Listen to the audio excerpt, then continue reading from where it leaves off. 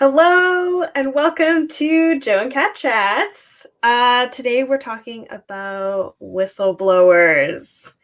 We're recording this live on March 16th, 2021 on Facebook and YouTube at /JoeNiceDJ.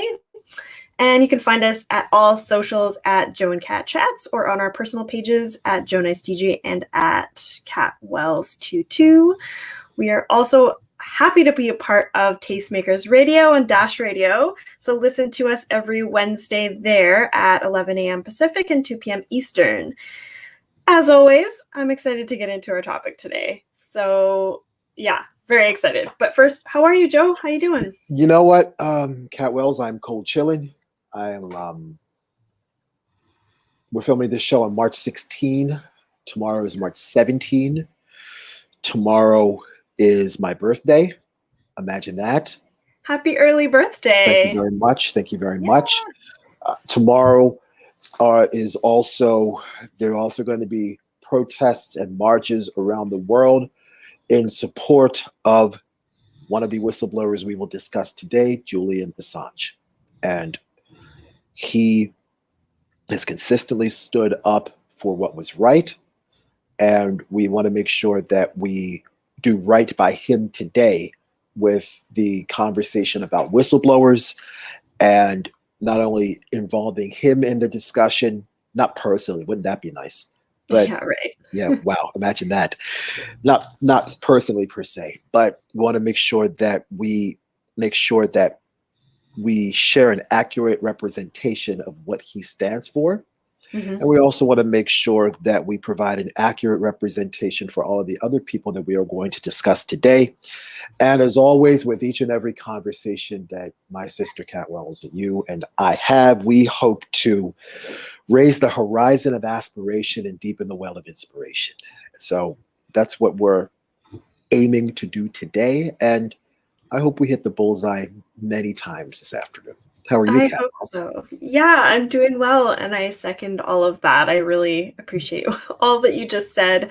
And I just wanted to sort of preface this episode with the fact that we're going to talk about a bunch of people, and we're not going to give any of them their due justice. We could do a full episode or more about each one. Mm-hmm. So I do encourage everyone to use this as a starting point to do your own research, because these people are definitely worth looking into and knowing their stories, because these are all mostly, I would say, ongoing stories that deserve justice in one way or another. So absolutely.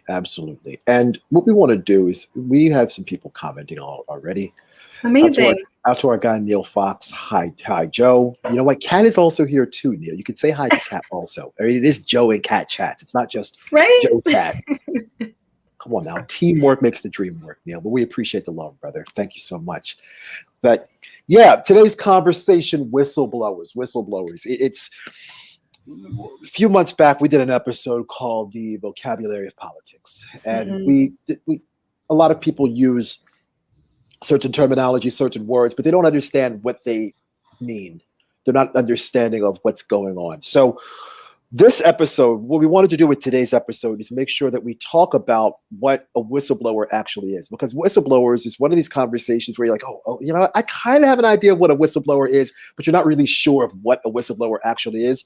So today is going to be one of those episodes where it's going to be rather definition centric in the beginning, but later on, we're going to provide a whole lot more context that's going to have some application to the definitions that we're going to provide in the next few minutes. And I think something that we should go ahead and do is start talking about what a whistleblower actually is, because that is imperative and paramount to today's discussions. And again, we're going to get to some more people in the chat.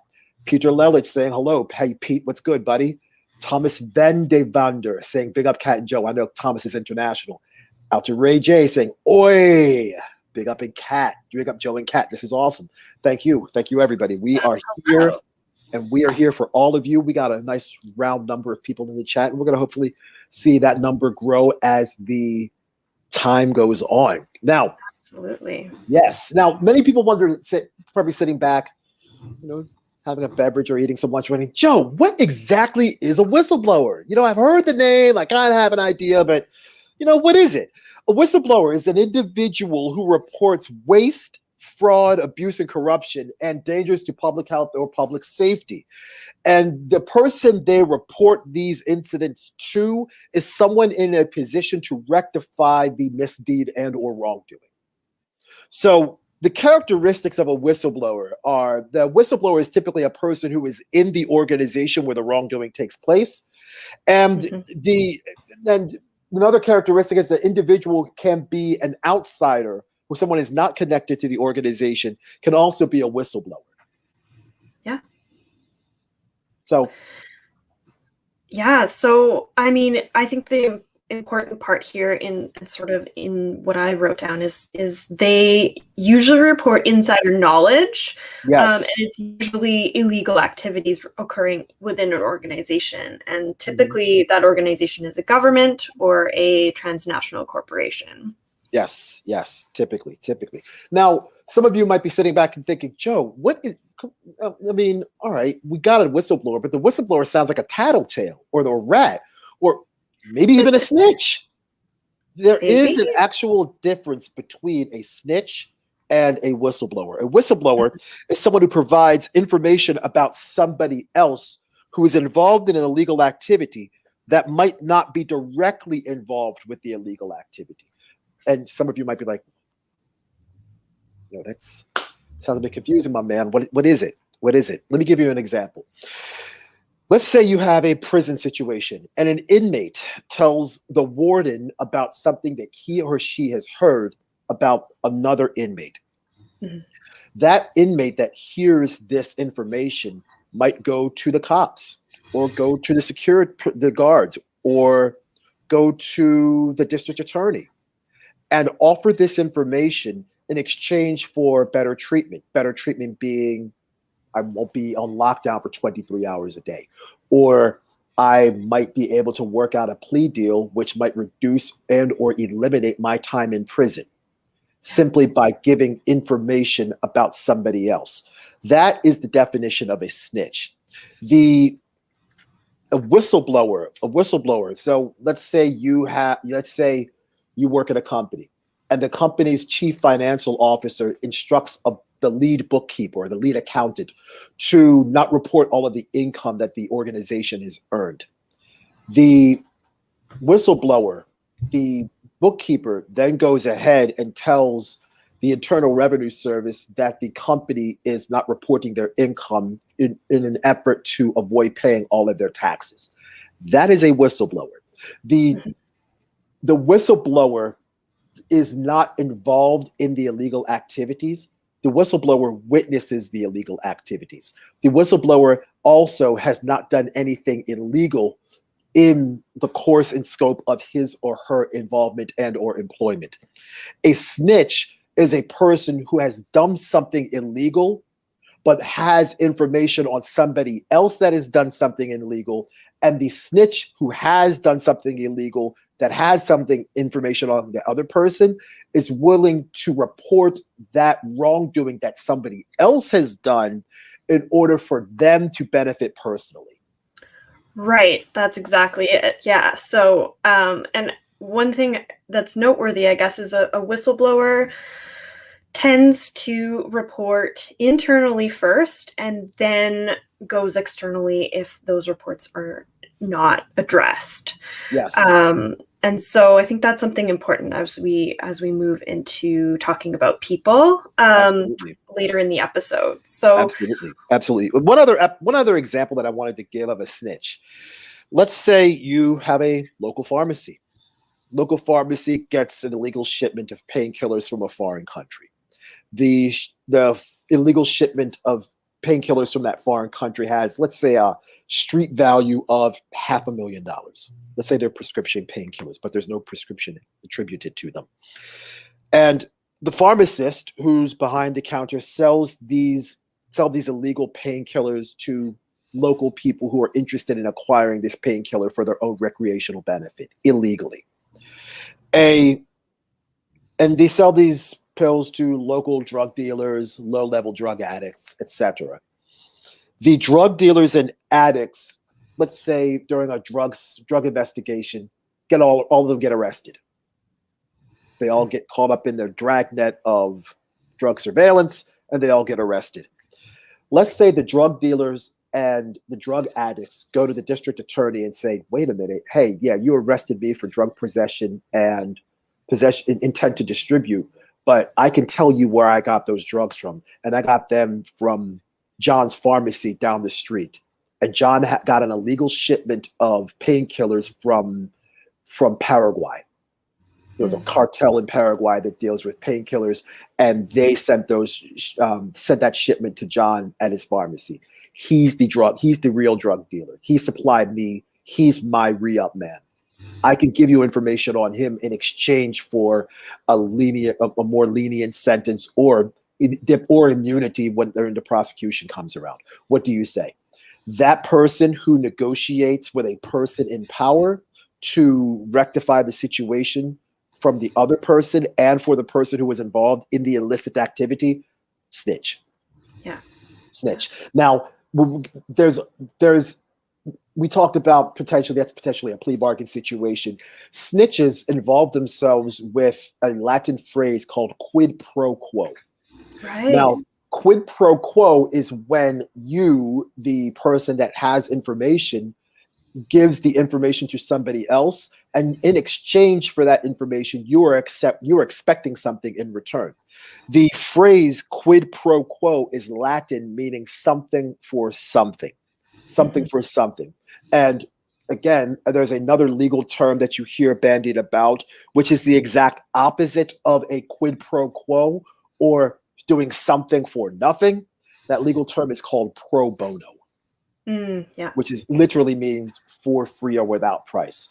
So quid pro quo, something for something. You give information to somebody else, and as a result of this transaction, you expect something in return. Pro bono, you give something to somebody else, and you're not expecting anything in return. Right. Yeah, and that's an important thing to highlight here, because quid pro quo is something that we heard a lot of a few months ago in the Trump thing. Yes. His impeachment trial. Yes, that is absolutely true. Absolutely true, Ms. Wells. We heard all of that. And there's other protections that we have. Now, typically, you said this earlier so eloquently, you said that whistleblowers are typically involved in the highest levels of corporations and in the government. And the government, especially in the United States, can be a tricky place to work because of all of the regulations that you're required to adhere to. And there's a lot of fraud and a lot of legal activities that take place in government. Let's face it, government is not immune to people being on the take. And government is also not immune to people who are willing to uphold the levels of public service in order to continue to maintain the public trust. And one of the ways that we continue to maintain the public trust is through the Whistleblower Act of 1989. Now, the Whistleblower Act of 1989 is a federal law that protects federal whistleblowers who work for the government and report illicit situations involving fund mismanagement, violations of law, abuses of power, and or specific threats to public health and or public safety. Now, the protections that are afforded under the Whistleblower Act of 1989 include freedom of speech, which should always be afforded because freedom of speech is one of the 5 rights that is afforded under the First Amendment of the United States Constitution. It also is afforded the protection against retaliation. And third, you are also protected against demotion, a cut in your wages or salary, and or dismissal from your position. So if you're a whistleblower, you work for the federal government, let's say you work for the Census Bureau. Last year, they were counting up everybody in the United States, and you saw somebody that was not counting people in majority Black and brown neighborhoods. And that could be problematic. The reason why is because when you don't count people, you reduce the amount of federal funding that those particular neighborhoods are eligible to receive. Yeah. So let's say you purposely, especially in redlined areas, you being a Census Bureau employee, undercount people in one area and overestimate the number of people in an area that is more affluent. You not only are doing your job incorrectly, it's also illegal because you are misrepresenting the number of people in one area and attributing them to the other, which also means that federal funding that provides many municipal services in these predominantly redlined areas where you have a higher propinquity of Black and brown people are going to receive less money, and areas that are not redlined, mostly white folks, will receive more money. Let's say somebody sees that. Perpetuating a cycle of poverty. Perfect. Perfect. That's upholding white supremacy. And that is wrong. That is wrong. And we want to make sure that we stop that. Now, when you become a whistleblower, or when you decide to become a whistleblower, there is an act. You have the right to get whatever information you need in order to support your claim. And this comes from the Freedom of Information Act from 1966. Now, the Freedom of FOIA provides whistleblowers with access to pursue a whistleblower action. And it also makes sure that federal agencies disclose any information, any and all information, unless it involves matters of national security, personal privacy, and law enforcement. There are actually 9 requirements, but those are the main 3 categorizations of prohibited categories that federal agencies are not required to disclose the information under the jurisdiction of the Freedom of Information Act. Now, the Whistleblower Protection Act, because we're going to go back to that. Whistleblower Protection Act does not offer coverages for the following situations. It doesn't cover tax laws, and lo and behold, it does not cover money in politics. Interesting. Yeah. So that is an issue. You see my protest sign. I have a bunch of stuff on my protest sign. Rewrite the Constitution, reparations for American descendants of enslaved Africans, postal banking, public banking, Medicare for all, criminal justice reform, legal weed.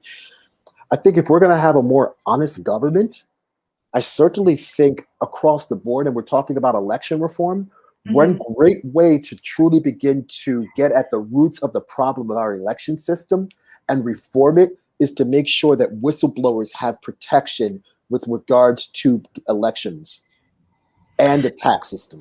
Absolutely. Oh my gosh, yeah. And I think I didn't write it down, but I think in my research today, I also saw something that said it doesn't protect, security, people in security because of the highly sensitive information that they're privy to.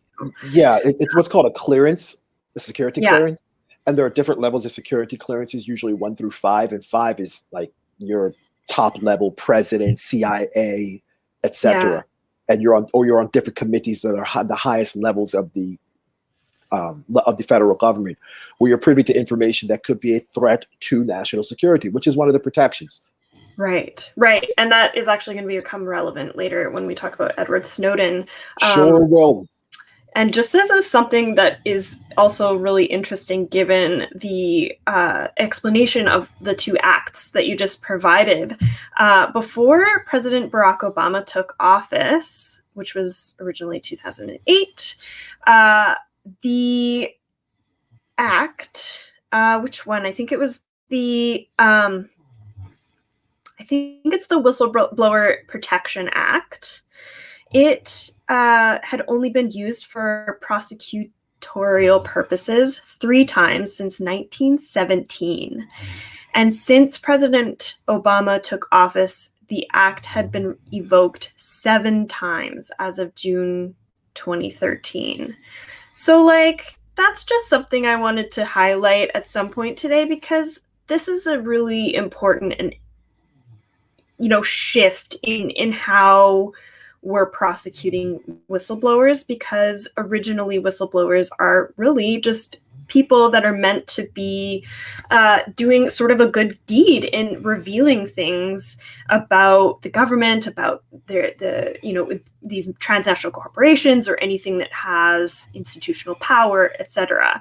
So there's been a shift a large shift in prosecutorial, I guess, I don't know, ventures of the U.S. government in the last 2 decades, and that's a big issue. It's a huge deal. It's a huge deal, and it's important that we not only make sure that, again, the legal system supports the ideals of the 14th Amendment, which is equal protection under the law. Right. The understanding of equal protection under the law under the United States Constitution was meant for everybody having the same rights and freedoms that our legal system affords them. But part of that protection, when you see something illegal, is also making sure that the people who report the illegal act are not in harm's way for making sure that they not only ensure the public trust being a government employee, but are also making sure that they are concerned and upstanding citizens by reporting something that is illegal. We more often than not, we've seen this ever since September 11th, where there's always been a threat of something potentially dangerous happening. We've always heard the phrase, if you see something, say something. And typically whistleblowers live by that ethos. If they see something that is wrong, they are going to say something. Yes, exactly. And yeah, I mean, that kind of brings us to our first person that we want to talk about. Absolutely. But real quick, before you jump in, we got more people saying hello. Just hello. JC saying Joe nice. Well, what about Kat? Come on now. What is this? Ryan Bear saying locked in. Afternoon, Joe and Kat. There you go. Now he is. Kat's here too. Don't forget. No, we know it. You're the star of the show, Kat. And it says just JC saying, and of course they shove everything under the threat to security and toss them in jail. Absolutely. Right. And of course, whistleblowers in government are all categorized by threat to security. Yes, absolutely. Yeah. And Marco saying greetings, guys. Okay. And just JC correcting it up and saying cat too with a heart. We like that. Thank you very much. Thank you very much. Thank you very much. We're going to get it right. We're getting it right today. This is episode 40. Joe and Kat chats, whistleblowers. We're dealing with it.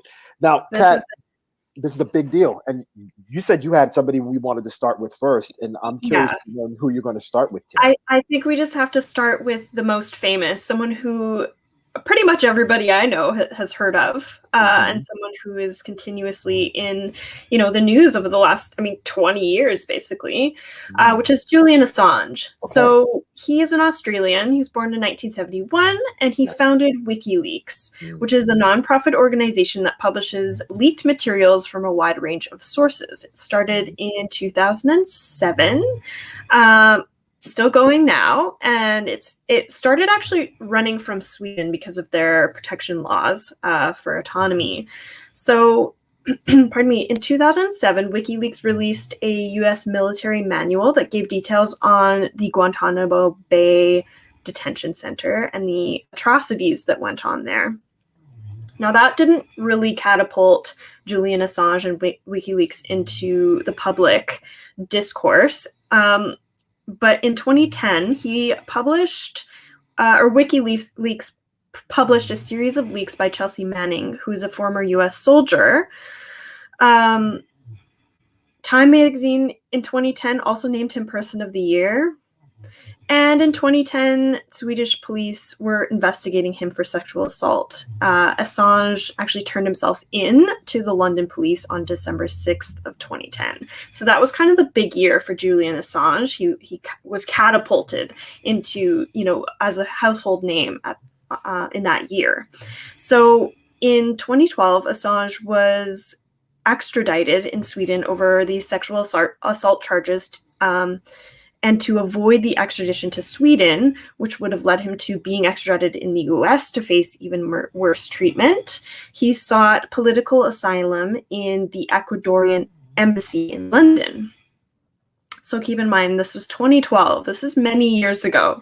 So 3 years later, he's just been staying in the embassy.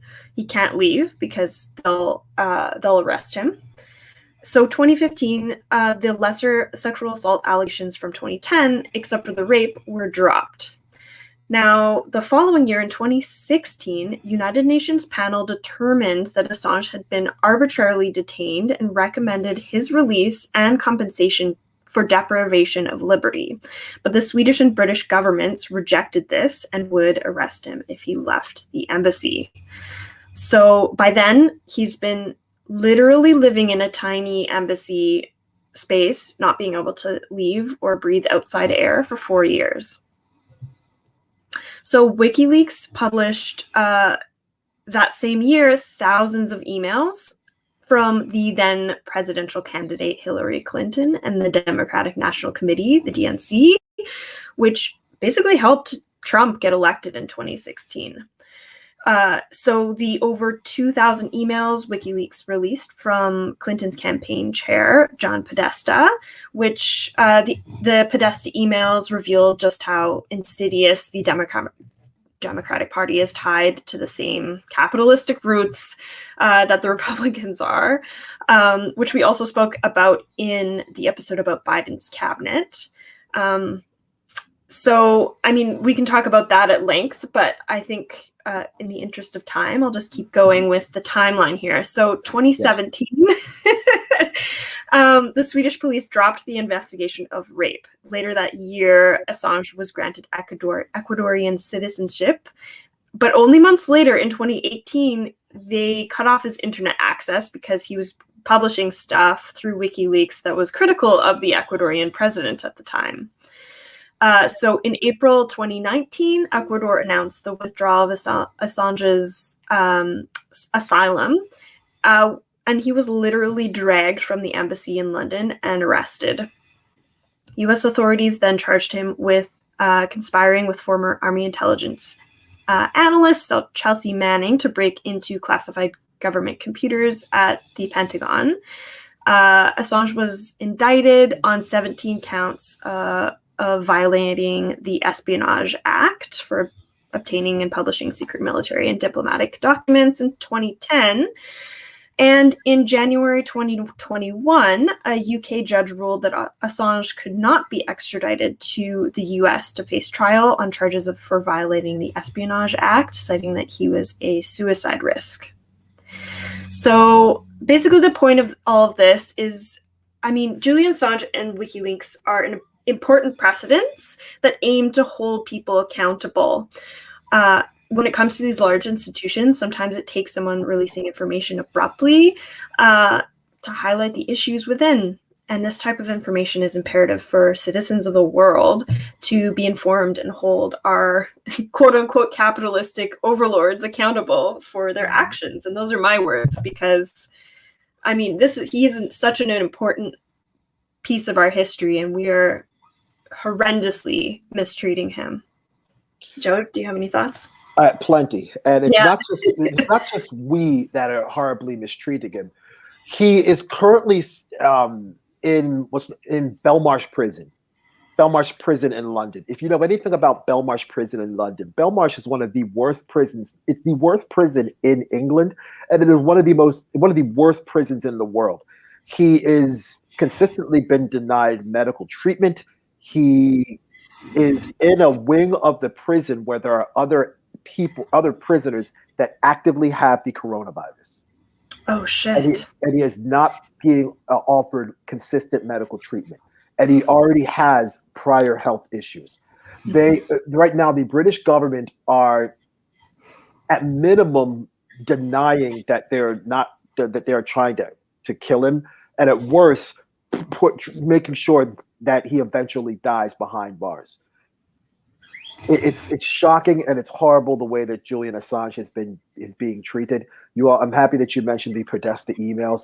I think a future episode or two of the Joe and Cat Chat series might need to involve the Podesta emails. Yeah. You can easily download them. I still have the information from when I downloaded them months ago for the Biden and his cabinet episode and the Wall Street and the White House episode. Right.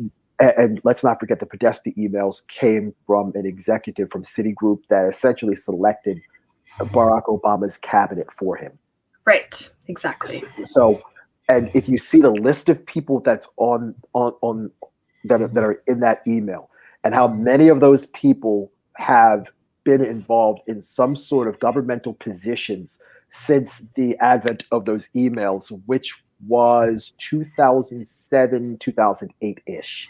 Mm-hmm. There's loads of people that were involved, and and I think if we're going to go ahead and discuss the Podesta emails, two other people that must be discussed with regards to who were whistleblowers, but we're not going to get to discuss them in depth, are Seth Rich and of course Sean Lucas, who are also involved in exposing some of the secrets and nefarious activities that the Democratic National Committee, Debbie Wasserman Schultz, Tom Perez, Neera Tanden, and Hillary Rodham Clinton were involved with also. But that might be another episode or two. And that's some deeper stuff. But somebody else that I wanted to go ahead and highlight is someone we talked about a couple of weeks ago, a Saudi Arabian reporter named Jamal Khashoggi. Now, Jamal Khashoggi was a former reporter, and I say unfortunately because he's been killed, and we'll talk about that in my description later on. He was a reporter for the Washington Post. He covered the Soviet invasion of Afghanistan in the 1980s, and he was close to the Saudi Arabian family, but had a falling out with the Saudi Arabian family. And as a result, he exiled himself to the United States for his own protection. Now, the Crown Prince of Saudi Arabia, a gentleman by the name of Mohammed bin Salman, we will abbreviate his name as MBS for short, moving forward, had Khashoggi killed in Istanbul. And the reason why Jamal Khashoggi was in Istanbul is because his new fiancée is a Turkish woman, and he went to Istanbul to get a divorce certificate to prove that he was divorced from his first wife, so that he could go ahead and marry this new Turkish lady. Jamal Khashoggi entered the embassy, but never came out. The MBS security force, otherwise known as the Rapid Intervention Force, killed Khashoggi and dismembered his body. Now, the reason why he was a target of the Saudi Arabian regime is because he spoke out against the human rights abuses and violations against Saudi Arabia. The global community demanded sanctions against Mohammed bin Salman. And the US, in response, about a week or two ago, decided to freeze the assets of Jamal Khashoggi. They froze his assets, and they banned 76 members of the Saudi Arabian government from entering the United States. However, MBS, Mohammed bin Salman, was not banned from entering the USA, and he was the one that ordered the hits on Jamal Khashoggi. Now, the USA did not sanction, nor that they didn't sanction MBS personally, nor did they freeze his assets. And the reason why is because Mohammed bin Salman is a strong customer of the military-industrial complex. He buys weapons from the United States military contractors and uses them to bomb Yemen. And Yemen right now is in a horrible situation regarding their famine and their lack of jobs and their lack of infrastructure as a result of United States military intervention and Saudi Arabian aggressions. Now, Mohammed bin Salman, during the Obama administration, spent $415 billion on weapons. Mohammed bin Salman, during the Trump administration, spent over $300 billion. So $715 billion over the past 12 years and a couple of months spent on weapons and provided and furnished by the United States military-industrial complex. A little bit more about Jamal Khashoggi, because I think I want to provide a bit more context. How Jamal Khashoggi became so close to the royal family of Saudi Arabia. Jamal Khashoggi's grandfather, a gentleman by the name of Mohammed Khashoggi, was the personal doctor to Abdul Aziz Al Saud, who is the founder of Saudi Arabia. Now, a bit more context with Saudi Arabia, their ability to acquire weapons, and the United States.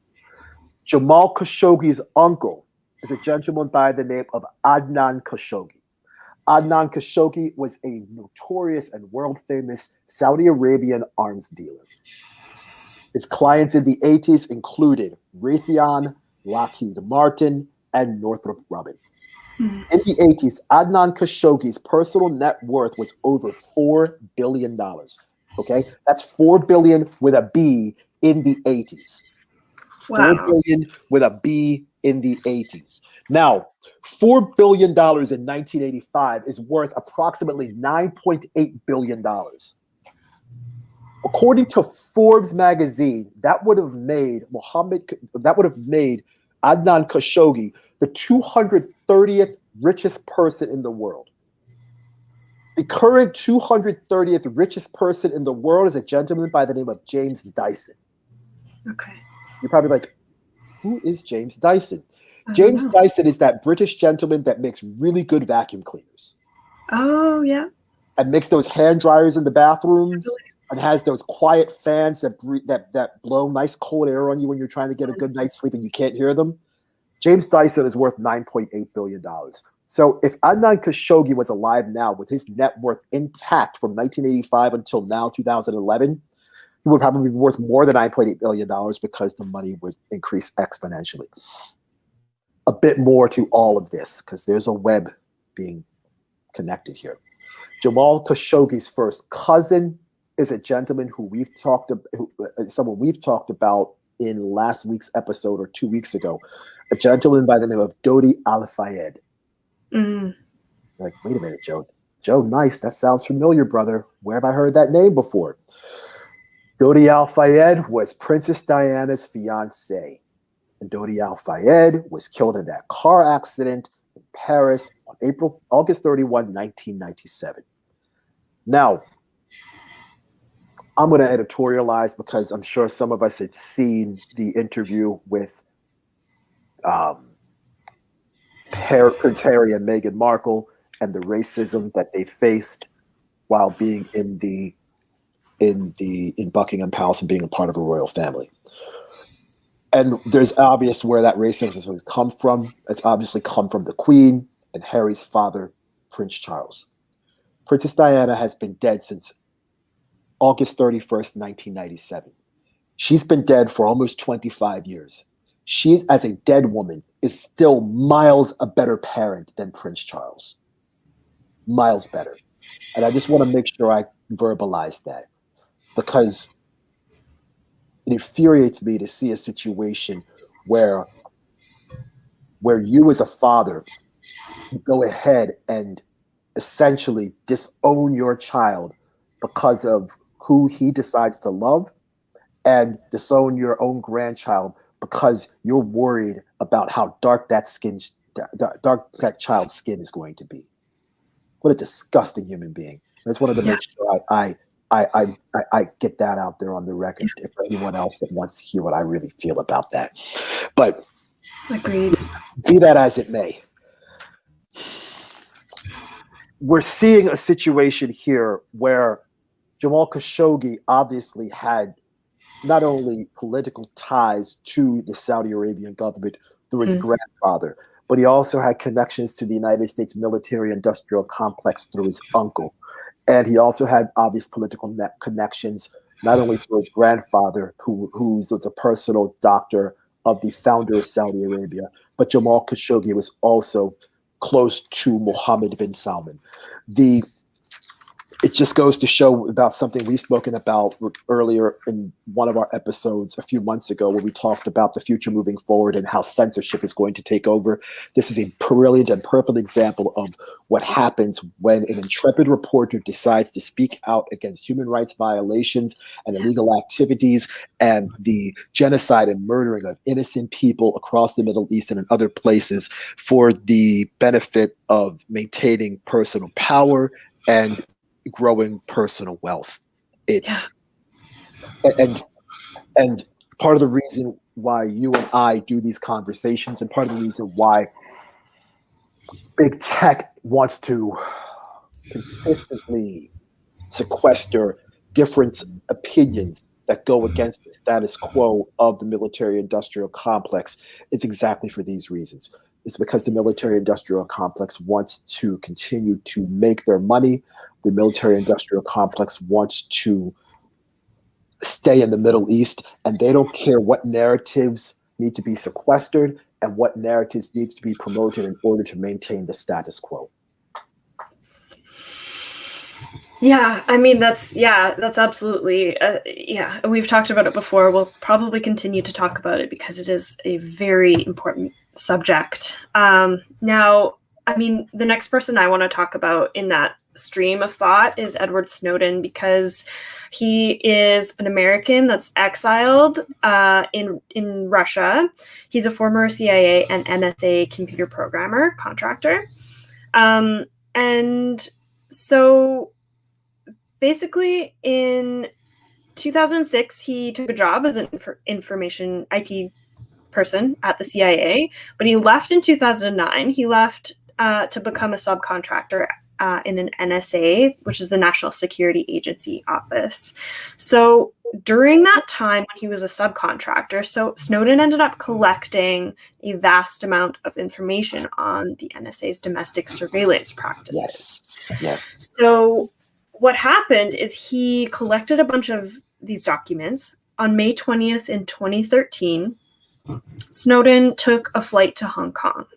He met several journalists, including Glenn Greenwald and others, as well as a filmmaker named Laura Poitras. So on June 5th, 2013, which is only like a couple weeks later, The Guardian began to release secret documents obtained by Snowden, which revealed the Foreign Intelligence Surveillance Court had an order for Verizon to release information about phone activities daily.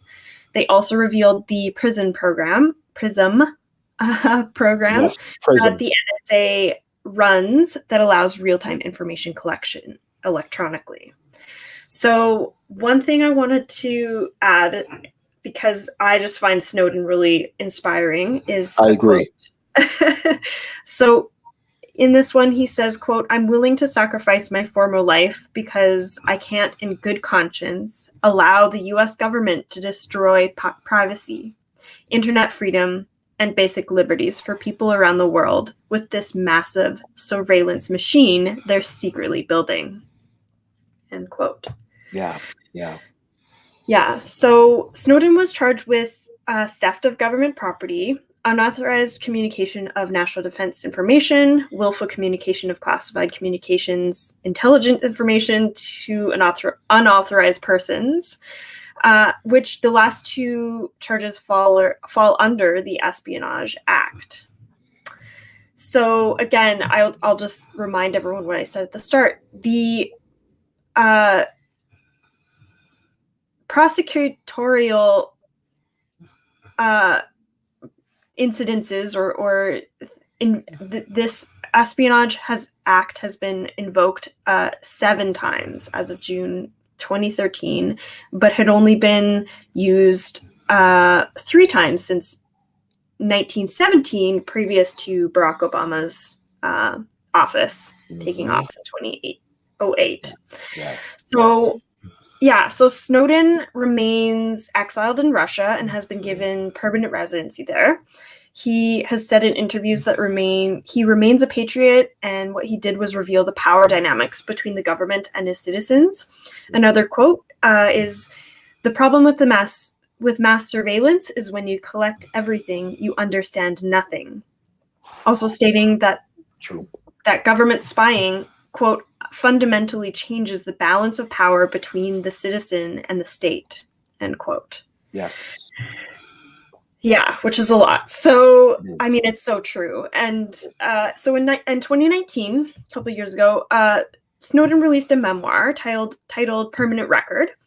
And the day it was released, the Department of Justice filed a civil lawsuit alleging that Snowden violated the non-disclosure agreements he signed. Wow. Which entitles the Department of Justice to all profits from book sales. And I wanted to include that because, of course, I mean, as someone who appreciates and respects Edward Snowden, I totally was going to buy his book, but the Department of Justice gets that money. So if you can get it in another way, I'm not advocating for anything illegal, but don't give your money to them.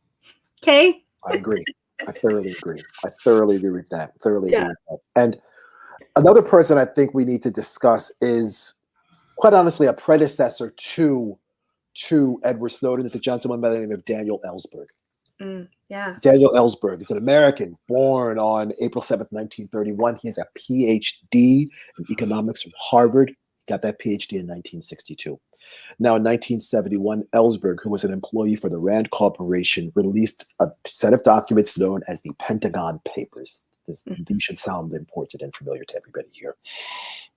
Now, the Pentagon Papers were a secret Pentagon study of the United States decision-making process involving the strategy to the Vietnam War and to the New York Times, to the Los Angeles Times, to the Washington Post, and other influential newspapers.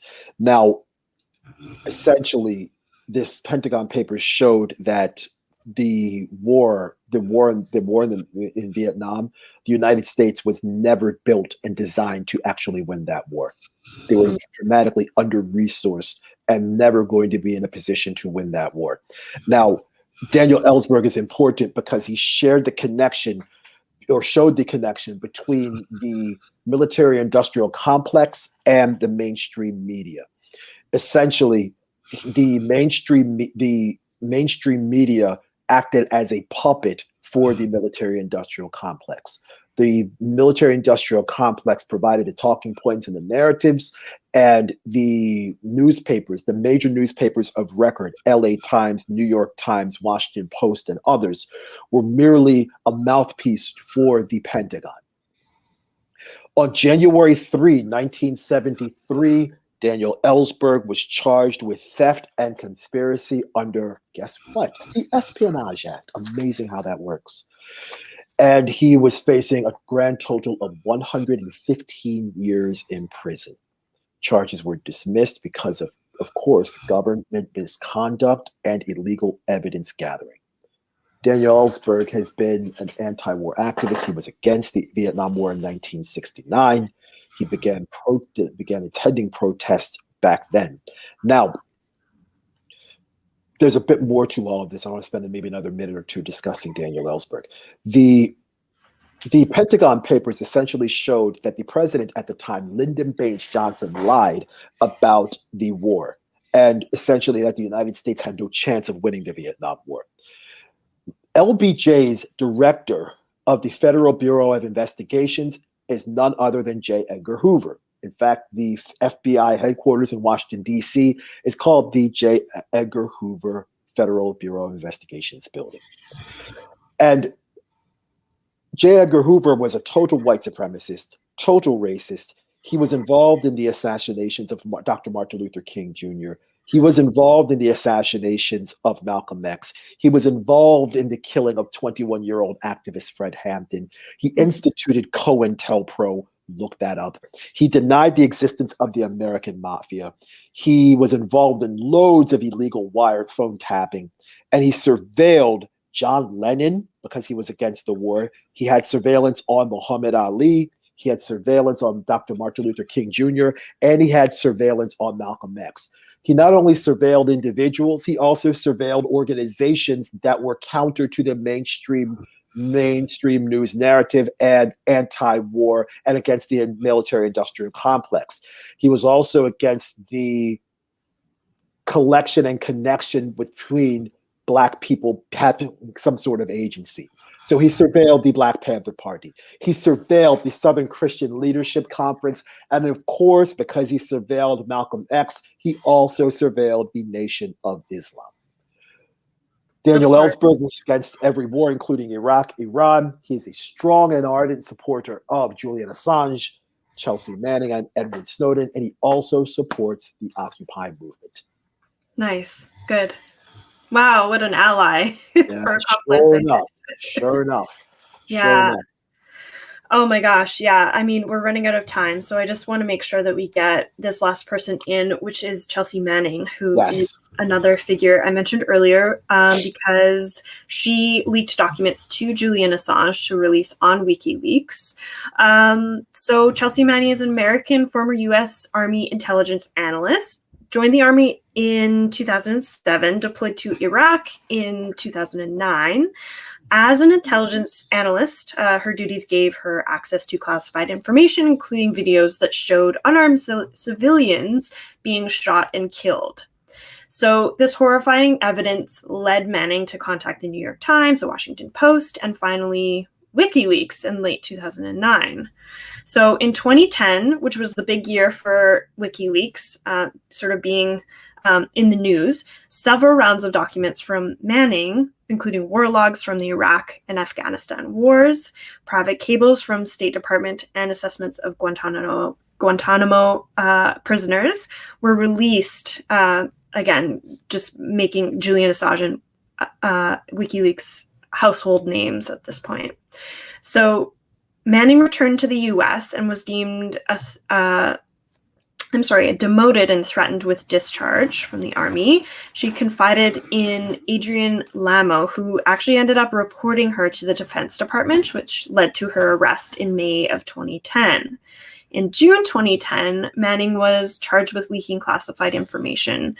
The following year, additional charges of aiding the enemy were added, which is a pretty big charge.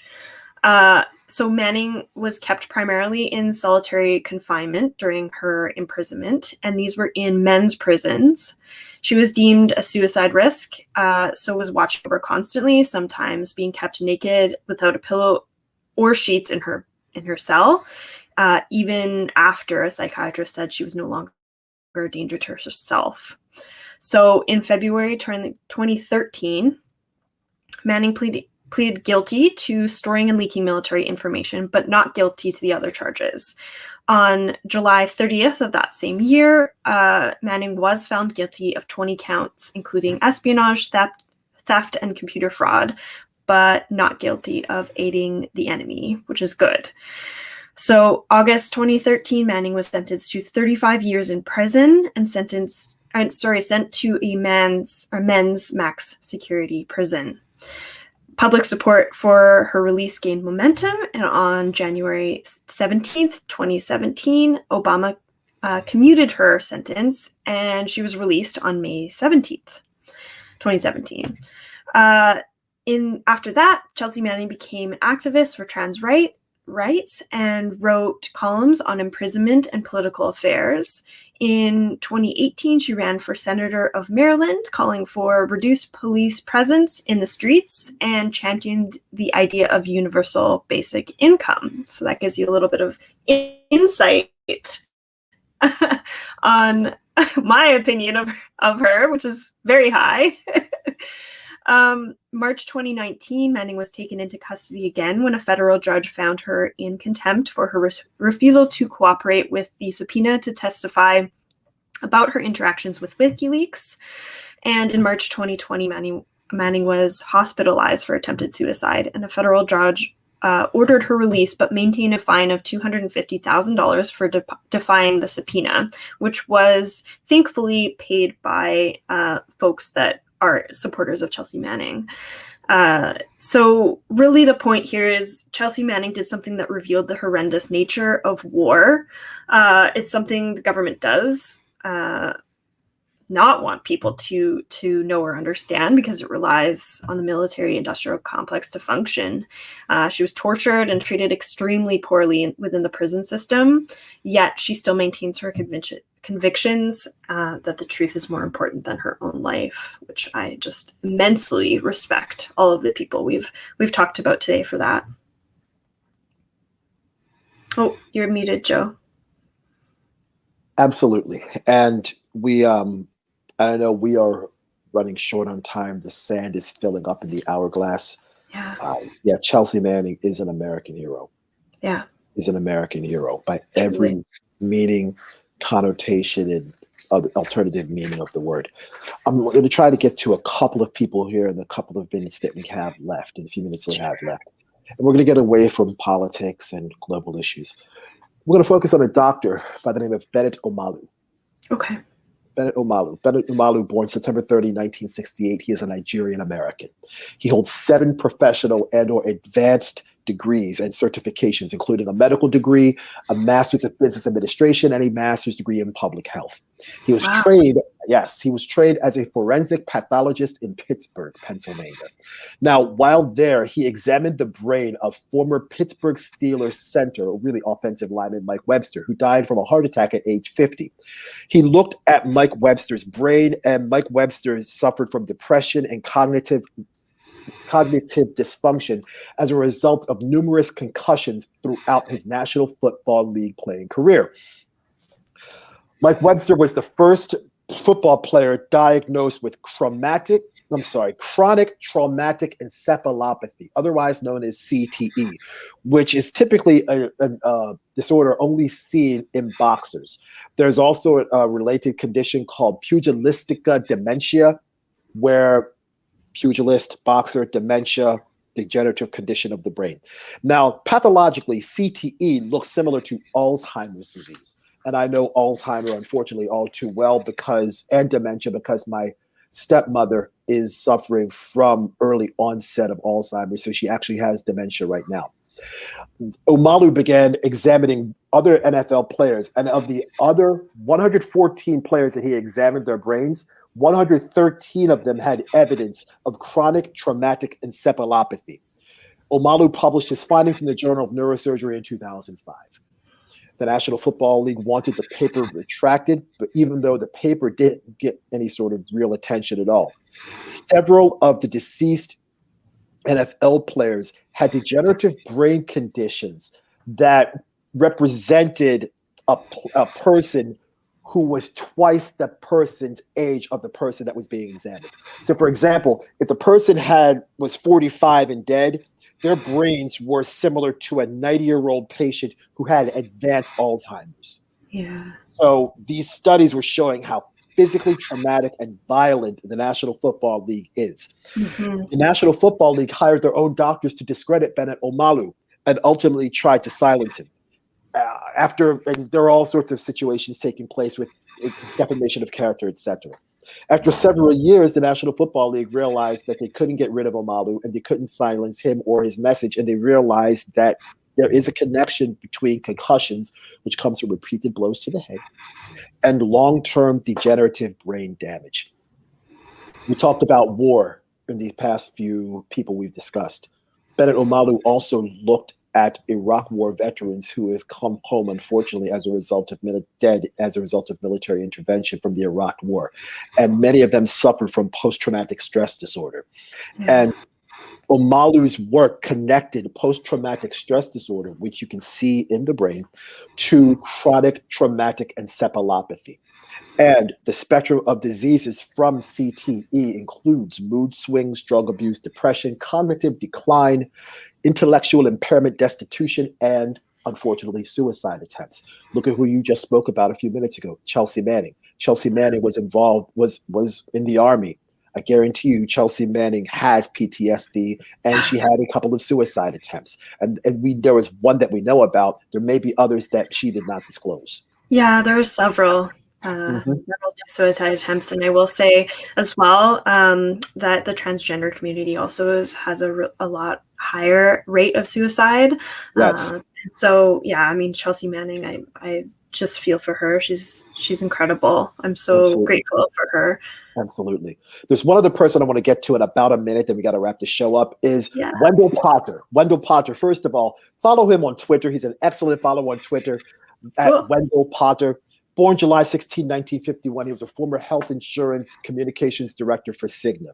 He wrote 3 books about the Patient Protection and Affordable Care Act, otherwise known as Obamacare, and how the Affordable Care Act will benefit health insurance companies. He was a long-time critic of HMOs, and he's been an advocate for reforming the health insurance industry through either a Medicare for all status or having universal health care. He's the first and only insurance insider to criticize Obamacare. And Potter in 2010 said that the ACA will game the system, end quote, to dramatically increase profits. And look at what's happened with the healthcare system now. Everybody's paying through the nose.